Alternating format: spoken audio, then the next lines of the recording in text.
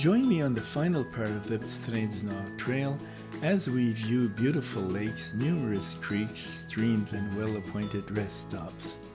It's time for a little adversity, so fate gives me another jumping chain and another hill too steep.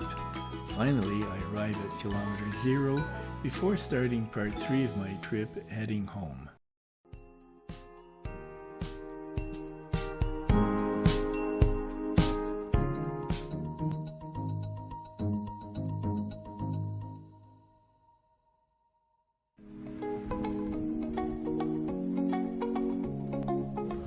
The sandy campsite is really nice for inserting the stakes, but it really leaves a mess when it rains.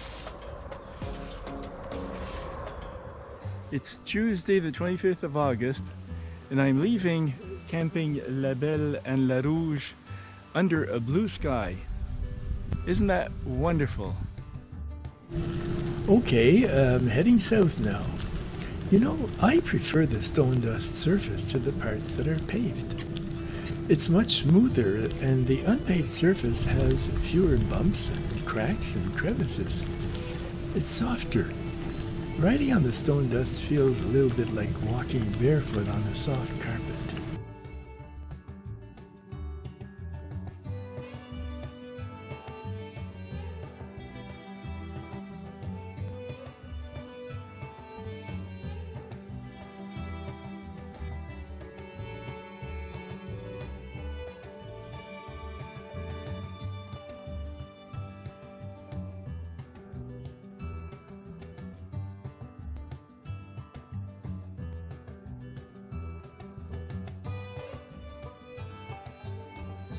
This is Lake Mercier, and obviously this is private access to the lake.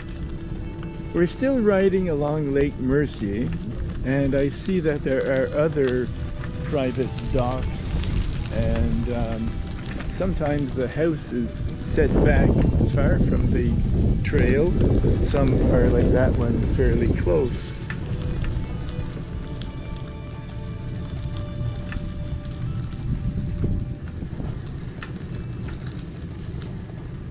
I wonder how much a house here would cost. There's an old saying that says if you have to ask, that means you can't afford it.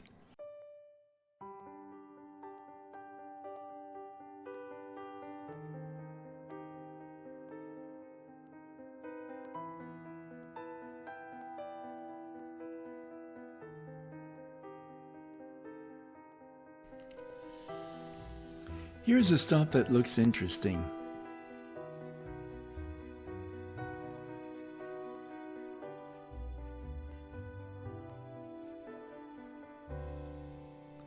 This is really a nice picnic stop here.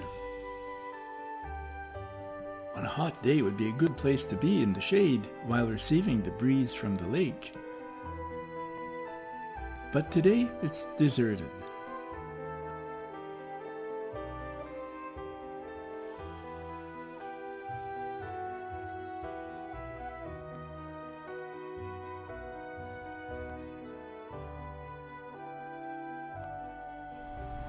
We've now reached Mont Tremblant. That's the place we visited with Natalie a few days ago. And this is the old train station.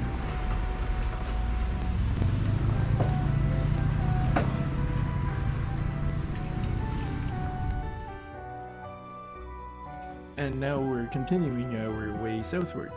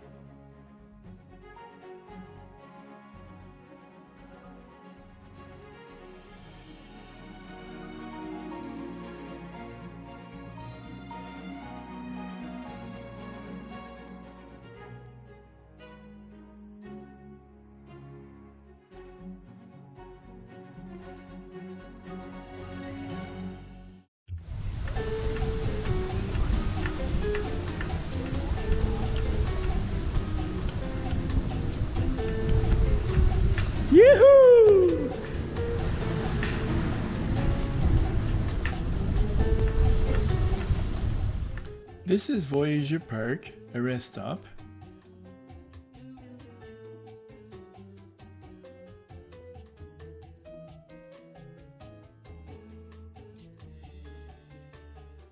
I was slightly peeved about my chain jumping again, and since I didn't feel like tackling the job right then, I decided to ride using the throttle without pedaling and take care of the problem at lunchtime, about 10 to 15 kilometers down the trail.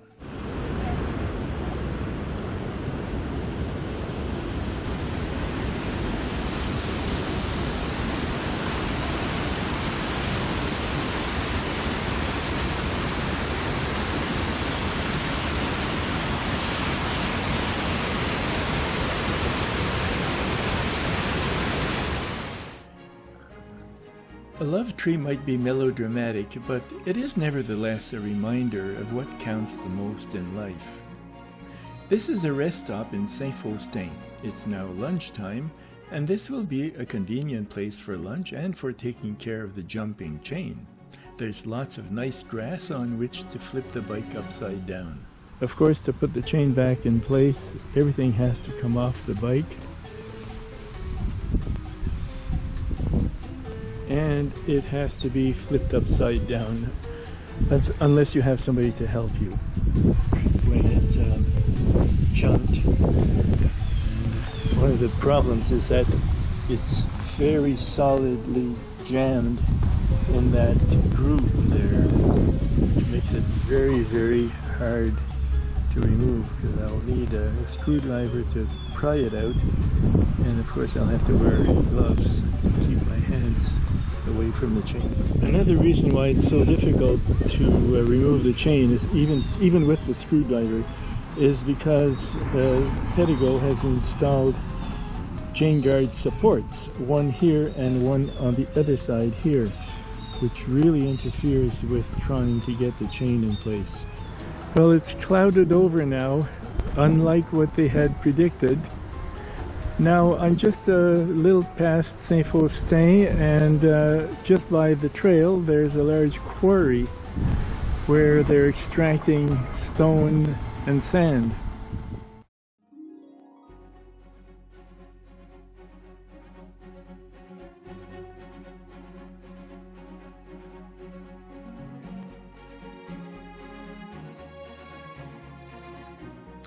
We've now arrived in Ste-Agathe.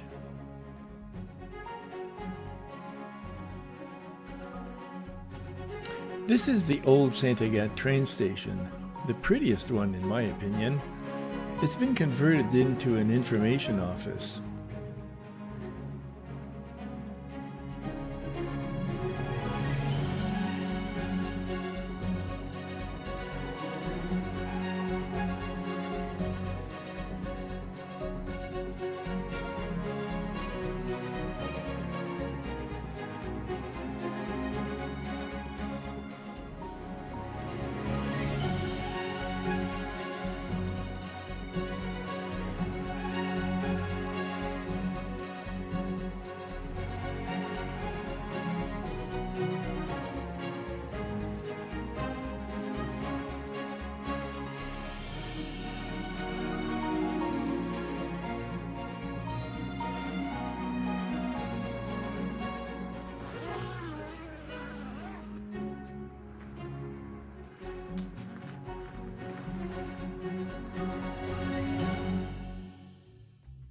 On day 13, I covered 59 kilometers, and this shows where it took place. I traveled along the St-Jérôme linear path all the way, and once I reached Ste-Agathe, I rode around town for a few kilometers before checking in with the campground.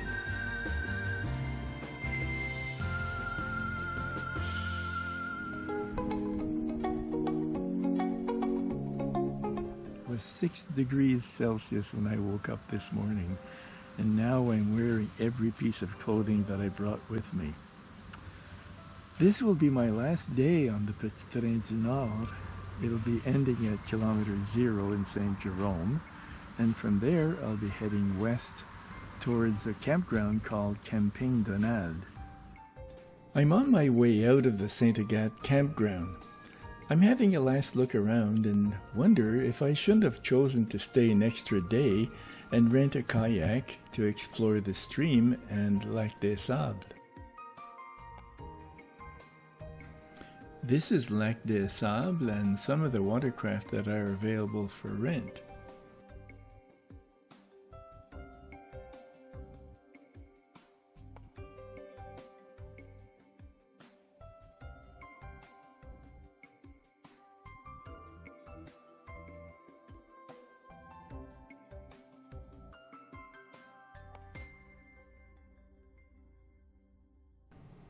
Heading south. It couldn't be a more beautiful day.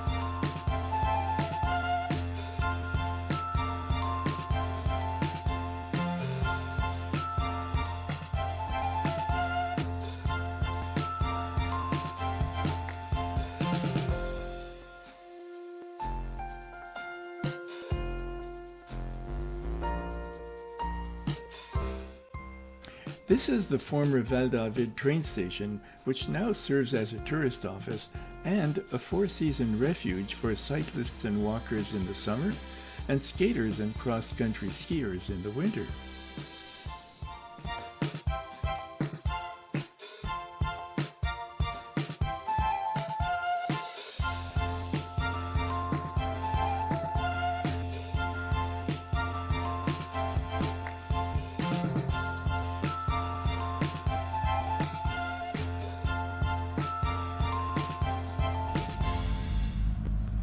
Here at Lac La Fourche,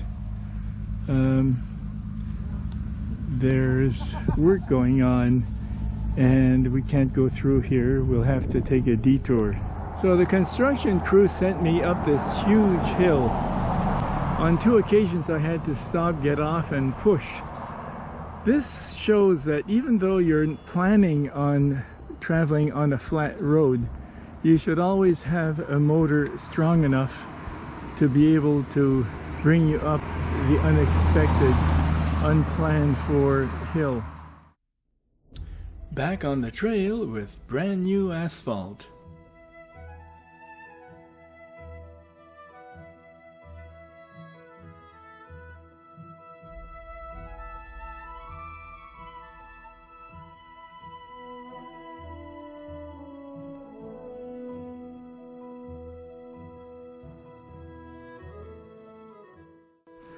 Well, the paved part was only 1 kilometer long and we're back on the dirt path, but we come to this beautiful spot here.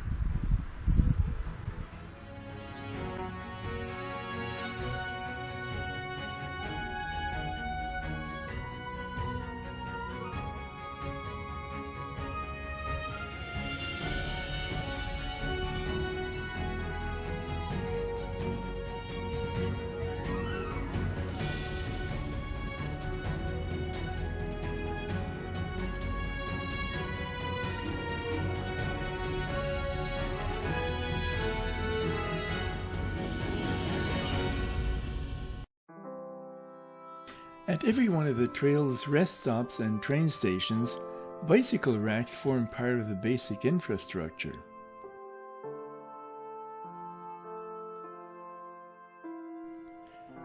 This former train station in Sainte-Adèle offers a boutique, a cafe, and historical interpretation panels.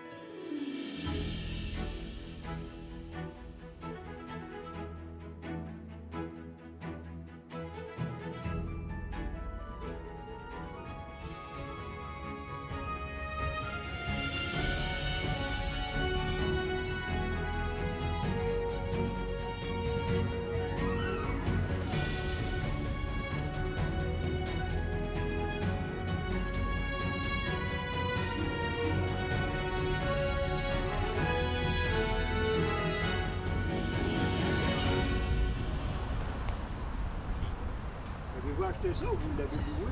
Je l'ai bâti. Comment? Je l'ai construit moi-même. Ah!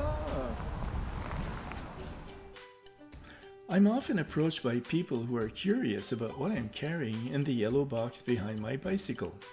I explain that it's an expandable bicycle camper, but it would be very hard to explain what my trailer looks like when it's set up to sleep in. To make it easier, I keep a picture of the camper on top of my handlebar bag so they can see what it looks like when it's fully expanded.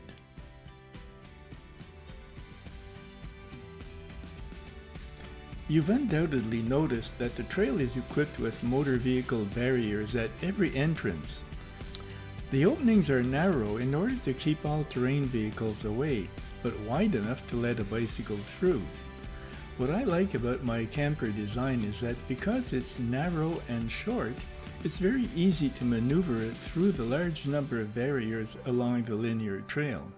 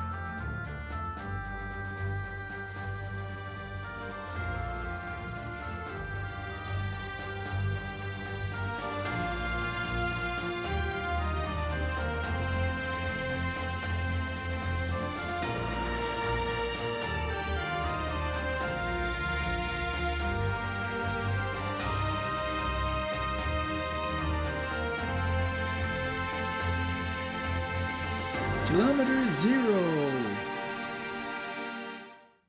This marked the end of part 2 of my trip, riding the St-Jérôme. So far on that nice sunny day I had covered 49 kilometers, but my day wasn't finished. Part 3 of my trip, heading home, was beginning right then and there. And it will appear on YouTube as a separate video. So if you want to join me on my trip home as I head westward across the Ottawa River and through the lovely rural areas of Eastern Ontario, keep an eye on my channel. And if you would like information about electric bicycles and bicycle campers, or if you'd like to buy one of my books on sailing, go to my website, www.robertberrio.com. And if you haven't already done so, subscribe to my channel. by simply clicking on the red icon on the bottom right of your screen. Thank you for having accompanied me. I really appreciated having you along. So until part 3, never quit cycling.